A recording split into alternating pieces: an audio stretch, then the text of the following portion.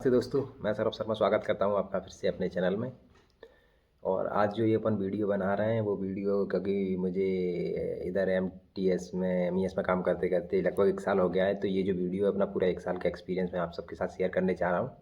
कि कैसी प्रोफाइल रही अभी तक, कितना सैलरी इंक्रीज हुआ, कितना टाइम मुझे पढ़ाई के लिए मिला, क्या क्वार्टर है, सब की चीज़ें कि आज इसके लिए मैं ये वीडियो बनाया हूँ। मेरा पूरा जो डिटेल में 1 ईयर एक्सपीरियंस रहेगा वो आपके साथ शेयर करूँगा, ये ट्रेनिंग व्रेनिंग सभी चीज़ों को लेके। तो सबसे पहले अपन स्टार्ट करेंगे जॉइनिंग से लेके और वर्क प्रोफाइल की बात करते हैं। तो क्योंकि मैंने डिपार्टमेंट ज्वाइन किया था अप्रैल को, हालांकि मुझे 1 साल होने को ही है। तो उसमें क्या हुआ था कि पूरा डॉक्यूमेंट वेरिफिकेशन होने के बाद मुझे स्ट्रेंथ में ले लिया गया। इधर मुझे स्ट्रेंथ में लिया गया था 12 अप्रैल 2024 को। स्ट्रेंथ में आने के बाद क्या हुआ कि इधर आपको पता है मिलिट्री डिपार्टमेंट है, और मेरे साथ के लड़के जो थे वो पहले ही ज्वाइन कर चुके थे। साथ के लड़के पहले ही ज्वाइन कर चुके थे, ये लोग फरवरी में ज्वाइन कर चुके थे। मैंने एक्सटेंशन लिया था, एक्सटेंशन के ऊपर भी मैं वीडियो बनाऊंगा जब आपका रिजल्ट आने को होगा कि कैसे आप एक्सटेंशन लेके अपना ज्वाइनिंग टाइम बढ़ा सकते हैं। इसके लिए प्रॉपर वीडियो बनाऊंगा, आप चिंता मत करिए। तो क्या हुआ था, मैं अप्रैल में आया तब तक इन लोगों को क्या किया जाता था कि सीएचएम के अंडर दिया गया था। सीएचएम एक फ़ौज में होता है जो कि ड्यूटी अलॉट करता है कि किसको क्या, क्योंकि इधर मिलिट्री डिपार्टमेंट है। तो इन्होंने क्या किया, पहले हमको ऑफिस ना दे के हमको फील्ड में लगा दिया। फील्ड में हमसे घास कटिंग ये सब करवाए थे। ऐसे ही मैं आपको बता देता हूँ पूरा सच्चाई जो भी है, घास काटते थे जो भी था, क्योंकि मतलब कोई भी इनका ईगो वीगो जो भी रहा हो, हम सभी ग्राउंड में रहते थे। लगभग हम पूरा अप्रैल तक ग्राउंड में रहे। ये लोग फरवरी से अप्रैल तक ग्राउंड में रहे, इनको 2 महीने हो गए। तो मैं थोड़ा सा ही काम कर पाया था, 15-20 दिन ग्राउंड में, तब तक हमको सेक्शन अलॉट कर। फिर उसके बाद क्या हुआ, अप्रैल एंड होते होते हमको सेक्शन अलॉट कर दिया गया। सेक्शन अलॉट होने के बाद हमको सेक्शन दिए गए, किसी को यूट्यूब प्लानिंग, किसी को डिज़ाइन। मुझे जैसे कि डिज़ाइन दिया गया, यूट्यूब डिज़ाइन जिसमें पूरा ड्राइंग्स बनता है, जो भी एमईएस का काम होता है। तो उसमें क्या हुआ कि फिर हम सबको दिया गया है। तो फिर सेक्शन मिलने के बाद हमारा काम क्या रहता था, सेक्शन मिलने के बाद हमको ड्यूटी असाइन करता था जो भी हमारा सेक्शन हेड रहता था, लेफ्टिनेंट कर्नल या जो भी जगह मेरा जो हेड था वो लेफ्टिनेंट कर्नल था।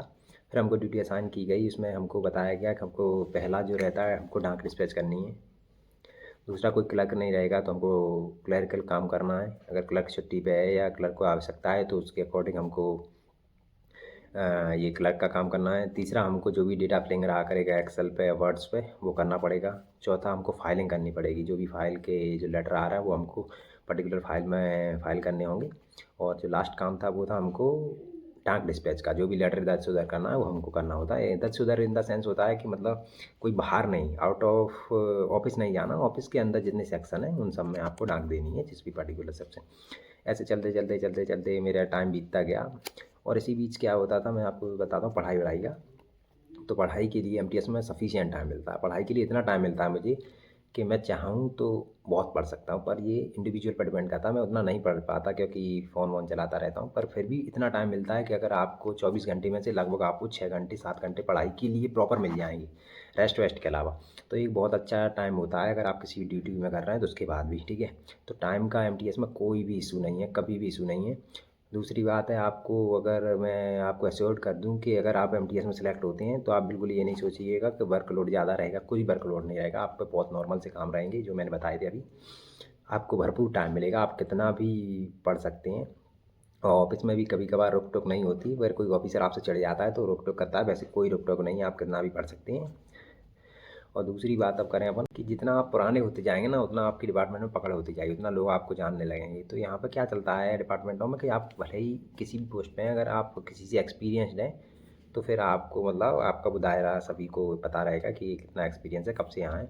तो वैसे ही करके हमारा समय बीतता गया। ढेर सारी हमने सुविधाएँ थी जो गवर्नमेंट स्कीम में, उनका लाभ उठाया। और इधर संडे को प्लेग्राउंड था तो वहाँ हम खेलने जाते थे संडे टू संडे। हालांकि अभी मैंने बंद कर दिया है पढ़ाई के चलते। तो बाकी सैलरी का हमारा क्या हुआ, जो हमको शुरुआत में सैलरी मिली थी वो कुछ 27-28 हज़ार इन हैंड आती थी, हमारा 34-35 ग्रॉस था। उसके बाद हमारा इंक्रीमेंट लगा, डीए बीए लग के, तो जो प्रेजेंट हमारी सैलरी है वो 30 के इन हैंड है और 37 ग्रॉस है। क्योंकि हमारा एचआर इकट्ठा है, मैंने रूम भी शिफ्ट किया है तो जल्दी मैं रूम का वीडियो बनाऊँगा। क्वार्टर भी मिलने वाला है तो क्वार्टर का भी वीडियो जल्दी आपको देखने को मिलेगा। तो ऐसे करके क्या होगा कि आपको रूम मिल जाएगा, पढ़ाई के लिए आपको कोई टेंशन नहीं रहेगी, आप जितना भी पढ़ सकें। ड्यूटी टाइम का भी मैं बता दूँ तो ड्यूटी फिक्स आवर्स हैं ड्यूटी के। जैसे मेरे यहाँ क्या है, 8:30 से 4:30 तक ड्यूटी है, ठीक है, ये फिक्स आवर्स है। इसके बाद आपको कोई भी फ़ोन नहीं करेगा कि आपको ड्यूटी है। इसमें भी क्या रहता है, 8:30 से के बाद एक आपको टी ब्रेक मिलता है, आध घंटे का, 30 मिनट का। फिर आपको लंच मिलती है 1 घंटे की। फिर मतलब अगर आपका कोई काम है तो जा सकते हैं, ऐसा नहीं है कि मतलब आपको ड्यूटी पे ही रहना है, अगर आपका कोई पर्सनल काम है तो जा सकते हैं। तो बिल्कुल ये ड्यूटी का भी कभी ऐसे लोड नहीं रहता, और सैलरी का मैंने आपको बता ही दिया। बिल्कुल आपको इस डिपार्टमेंट में ये भी नहीं है किसी भी डिपार्टमेंट में कि आपको किसी काम के लिए वरीड होना पड़े कि हमारा ये गवर्नमेंट का, अगर गवर्नमेंट की जिस भी स्कीम को आप एलिजिबल हैं वो आपको खुद आपकी ऑफिस कराएगी, उसके लिए आपको बिल्कुल भी कोई टेंशन नहीं है। और एलटीसी का मैंने बताया ही था, एक ईयर में एलटीसी मिलता है, ठीक है। और ढेर सारी स्कीमों के लाभ आपको मिलते हैं, आपका एनपीएस कटता ही रहता है, आपका फैमिली अगर डिपेंडेंट है तो सारा इलाज आप करा ही सकते हैं। और जो मेरा 1 साल का एक्सपीरियंस वो बहुत बेहतरीन रहा है, बिल्कुल भी मुझे आज तक कोई दिक्कत नहीं आई है। हालाँकि मैं आगे प्रयास कर रहा हूँ कि मेरा एनटीपीसी सीजीएल जिसमें भी हो जाए, पर अभी तक मेरी 1 साल हो गया, मेरे को बिल्कुल इस डिपार्टमेंट में कोई दिक्कत नहीं है, बहुत सॉफ्ट मेरी नौकरी चल रही है। शुरुआत में थोड़ा-सा दिक्कत आई थी 5-10 दिन, जो मैंने बताया था आपको, ग्राउंड में जब खड़ा कर दिया था। पूरा पढ़ाई के लिए प्रॉपर टाइम मिल रहा है। मैं आपको पता है यूट्यूब वीडियो भी बनाता हूँ, तो उसके लिए भी प्रॉपर टाइम है। किसी भी प्रकार के मेरे दोस्त हैं, मेरे कलीग हैं, अभी तक मैं जिस लड़के के साथ रहता था, अभी मैंने रूम शिफ्ट किया है, तो सभी लड़कों का जो अपनी एज के लड़के हैं तो बहुत रहने में भी अच्छा था। बिल्कुल हम यहाँ हॉस्टल की लाइफ जीती है, सभी के पास अलग-अलग कमरा है, सभी हम मेस में खाने जाते हैं, तो बिल्कुल बहुत बेहतरीन माहौल रहता है। और सबसे अगर बाद में आपको बताऊँ तो हमारी फाइनेंशियल कंडीशन काफ़ी सुधर रही है, क्योंकि जब मैं घर पे था तो मैंने तो क्लोज़ली देखा है, मैंने स्टूडेंट जीवन जो जिया, मेरा फैमिली बिलो मिडिल क्लास में आता था, तो मैंने देखा था कि हम 20-20 रुपए, 30-30 रुपए के लिए कैसे तरसे थे उस टाइम। तरसना इन द सेंस होता है कि मतलब चाह रहे हैं, वो कर नहीं पा रहे थे। फिर भी मैंने तो बहुत अच्छे से, मेरे घरवालों ने मेरा सपोर्ट किया था, वो जैसे भी रहे हों। बाकी धीरे-धीरे क्योंकि मैं नौकरी में लग गया, पैसे कमाता हूँ, तो धीरे-धीरे हमारी फैमिली कंडीशन भी सुधर रही है, और मैं अभी ये आशा कर रहा हूँ कि जल्दी कोई दूसरी जॉब मिले। बाकी मेरा आप सभी से भी यही कहना है कि अगर एमटीएस में लग गए तो जॉब सिक्योरिटी मिल जाएगी, बहुत अच्छी जॉब भी है, आराम से अपनी नौकरी करेंगे, पैसे भी पाएँगे 30-35 हज़ार। अब तो कमीशन लगने वाला है, तो 47-50 हज़ार के लगभग सैलरी हो जाएगी। फिर भी आप लोगों को बड़ी नौकरी की तैयारी करते रहना है। अगर आप दूर पोस्टेड हैं तो घर के लिए तैयारी कर लेना ना, क्योंकि घर बहुत ज़रूरी है जीवन में। ये बात मैं महसूस कर रहा हूँ यहाँ कि अगर घर नहीं है आपके पास तो कुछ भी नहीं है आपके पास, ये बात याद रखिएगा। तो मैक्सिमम स्कोर करने की ट्राई करिएगा, क्योंकि मैक्सिमम स्कोर करेंगे तो नियर बाय कहीं मिल जाएगा, तो उससे आपकी जीवन बहुत सॉफ्ट हो जाएगा। हालाँकि यहाँ मुझे कोई दिक्कत नहीं है ऐसा ख़ासा, पर क्योंकि छुट्टियाँ उतनी हैं, आपको पता है, जैसे कि 6 महीने में 15 ईएल मिलता है, फिर 6 महीने में 15 मिलता है, मतलब 30 ईएल मिलता है, 8 सीएल मिलता है पूरी साल में, 2 आरएच मिलता है, 20 मेडिकल मिलता है। हालाँकि 60 छुट्टियाँ हैं मेरे पास, पर आपको पता है घर जाने के लिए या घर रहने के लिए 60 दिन कोई मायने नहीं रखता है। तो इसी के साथ ये वीडियो अपन लास्ट की ओर ले जाएँगे, और आपको मैंने बताया है बिल्कुल भी आप लोड नहीं लेना। कैसा मेरा एक्सपीरियंस रहा, क्या-क्या काम करना पड़ता है, कितनी सैलरी हाइक होती है। सैलरी हर साल 2 ढाई हज़ार रुपये हाइक होगी, ठीक है? अगर कोई कमीशन नहीं लग रहा तभी आपकी 2500 तक सैलरी ऊपर जाएगी, बिल्कुल ये सेंट्रल गवर्नमेंट में। और मैंने बताया स्कीम्स कैसे थे, रहने वहने का सब मिलता है, खाने का रहने का मिलता है, एचआरए मिलता है आपको। अगर नहीं तो एचआरए, अगर गवर्नमेंट आपको अकोमोडेशन नहीं देगी तो एचआरए देगी, और अगर अकोमोडेशन देगी तो एचआरए काट लेगी, जैसे मेरा एचआरए काट रही है। खाने पीने का बहुत अच्छा सिस्टम रहता है, हर डिपार्टमेंट में कैंटीनें रहती हैं, बहुत फ्रेंडली माहौल रहता है, बिल्कुल भी आपको कभी ऐसे नहीं है कि कोई आपको दबा रहा हो।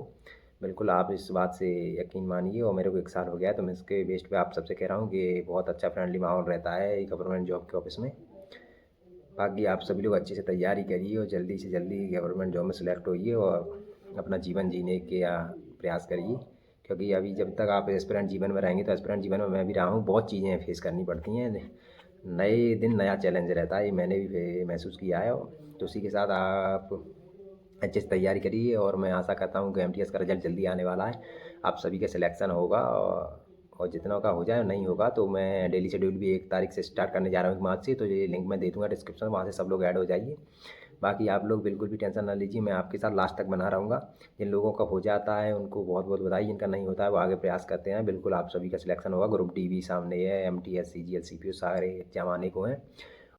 और बहुत सारे लोग जो कह रहे थे तो रिजल्ट के बाद में क्या होगा, मैं 2 वीडियो आपके लिए बनाऊँगा, एक एक्सटेंशन कैसे ले सकते हैं, दूसरा अटेस्टेशन फॉर्म, ये सब कैसे भरेंगे, तो इसके लिए आप बेफ़िक्र रहिए। और तब तक अपने भाई को ऐसे ही सपोर्ट करते रहिए, चैनल को लाइक शेयर सब्सक्राइब करते रहिए, और मैं जल्दी मिलूँगा आपको एक नई वीडियो में। तब तक आप लोग अपना ध्यान रखिए। Thank you.